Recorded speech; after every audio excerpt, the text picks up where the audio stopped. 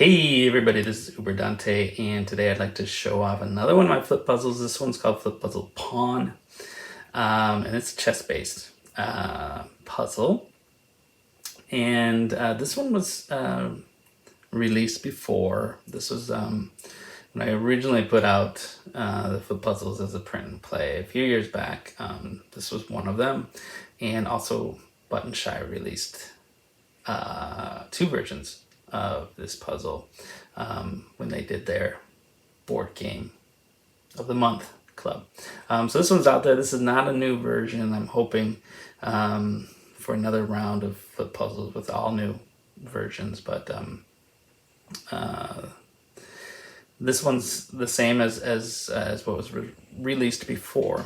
But I wanted to get them out there, and I'm going to try to explain how this one works. So you can see a kind of chessboard here with a bunch of chess pieces on it, and this actually has a complete set of pieces. You can see it's got the two knights here, and it's got a queen, and this side just has this side you're playing has blue. You can kind of see that blue mark. That's your starting point. You start with the blue pawn, and it doesn't have a blue king on this side, but it's got everything else. It's got all the blue pieces, and all except for king and all of the red pieces. On the opposite side, you're playing as the red pawn, and you're trying to capture the blue king. And it works like some of the other flip puzzles. That you're going to each turn you're going to move and flip at the same time.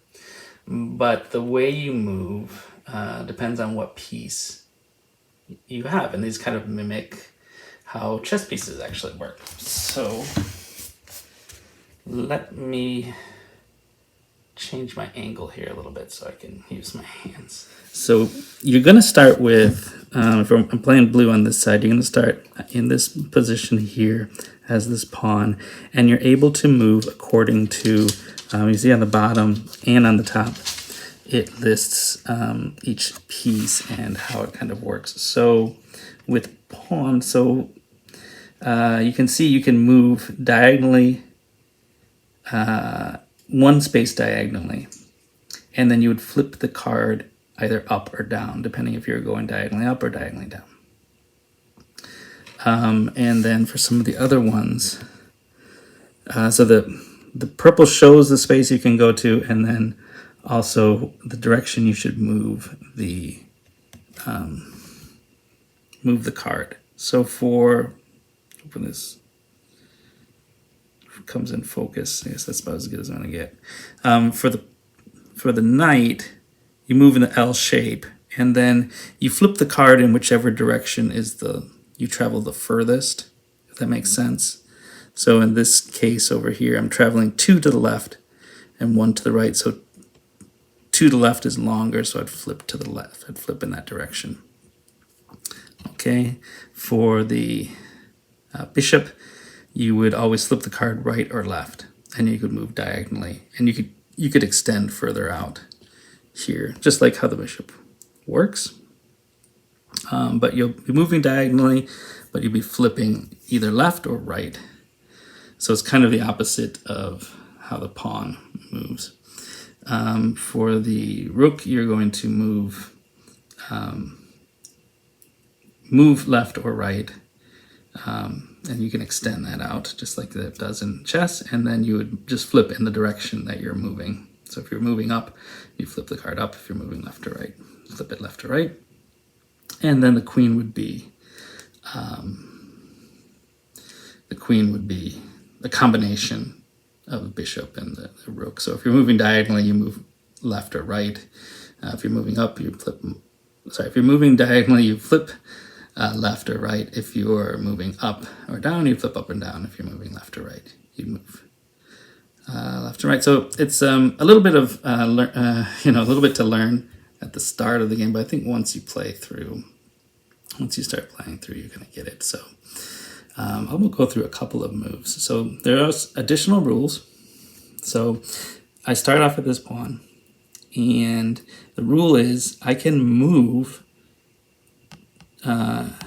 as long as my opponent is in the spot that I want to move to on this side of the card.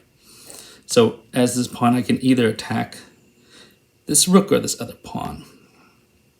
So I have a choice. Now let's say I was playing, I was at this pawn up here. I couldn't move here because it's my own piece. I couldn't move here because there's no piece. I can't move here. This is my own piece. I could only move down and attack that. And I can, usually in chess you can only move kind of forward, but in this case the card's going to be flipping upside down and doing all kinds of things. So you can move in any of those four directions. But yeah, something like, if I'm this queen, I can't move diagonally to hit this because there's my own pieces in the way. So if I'm this queen, I could move here, I could move over here, move down there. So that's the first thing. The second thing is when I move, like let's say I'm going to attack this rook, and I'm going to flip the card up and down, as it says. And I'm going to, on the other side, I'm going to be in that space. So here I'm in that space. Now, I landed on a blue piece, and that's what you want. You want to land on your own color piece. So before you flip, the piece has to be the opposite color. After you flip, you move to that spot, and you have to have a piece of that color, and that'll be your new piece. So now I'm a rook, so now I can move the rook.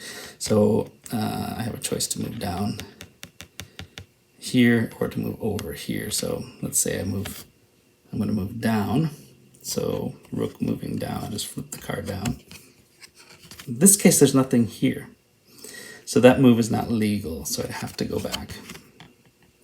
That would not be illegal, and I had to move over here. So flip over. And in this case, there's a red. So it's not a blue. So that move is also out. So basically, at the very beginning of the game, where was I? I shouldn't have tried to do this. So that's a dead end.